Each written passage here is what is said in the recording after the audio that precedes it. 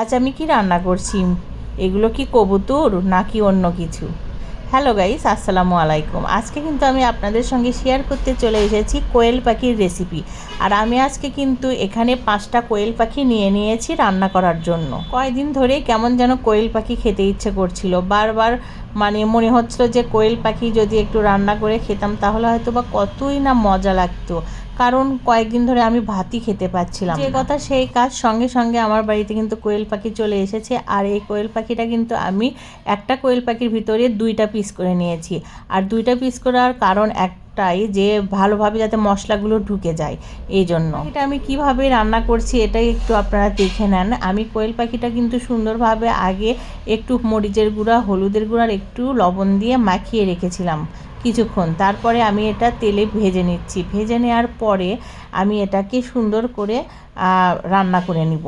আমি এটা একদম মাখাও করব না, আবার একদম ঝোলও রাখবো না, একটু শুকনা করে রান্নাটা করব, যাতে ভাত দিয়ে খেতে একটু মজা লাগে। কোয়েল পাখি ভেজে তোলার পরে কিন্তু যে তেলটা ছিল সেই তেলটার ভিতরে আমি পেঁয়াজ কুচি ছেড়ে দিয়েছি, আর আরেকটু তেল দিয়ে দিলাম, কারণ ওইটুকু তেল দেওয়া হবে না।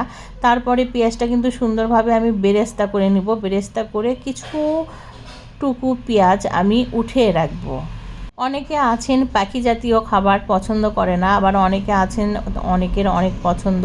কারণ শিকারি খাবার এবং পাখি জাতীয় খাবার খেতে গেলে একটু রুচির বিষয় আছে। আর এখানে কিন্তু দেখা যায় বক, কোয়েল পাখি এগুলো একটু গন্ধ আলাদা রকম থাকে, আর এই গন্ধটা থেকে বাঁচার জন্যই কিন্তু আপনাকে এই জিনিসগুলো ভেজে নিতে হবে। ভেজে নিলে আর ওই গন্ধটা থাকে না। তো আমি একে একে কিন্তু সব মশলা দিয়ে দিয়েছি, আপনারা দেখতেই পাচ্ছেন। কালো মশলা, সাদা মশলা, দারচিনি, তারপরে তেজপাতা, তারপর দিয়ে দিলাম হলুদের গুঁড়া, মরিচের গুঁড়া, লবণ। দেওয়ার পরে আমি মশলাটা সুন্দর করে কষিয়ে নিব। মশলাটা যত কষাবেন ততই কিন্তু স্বাদ হবে। আর মশলাটা কিন্তু যদি না কষান তাহলে কিন্তু স্বাদ লাগবে না। আমি কিন্তু আদা বাটা, রসুন বাটাও দিয়ে দিলাম, কারণ এগুলো দিয়ে কষানোর পরেই আপনার কিন্তু আসল মজাটা চলে আসবে। যখন উপরে তেল ভেসে উঠবে তখন কিন্তু ছেড়ে দিতে হবে কোয়েল পাখিগুলো।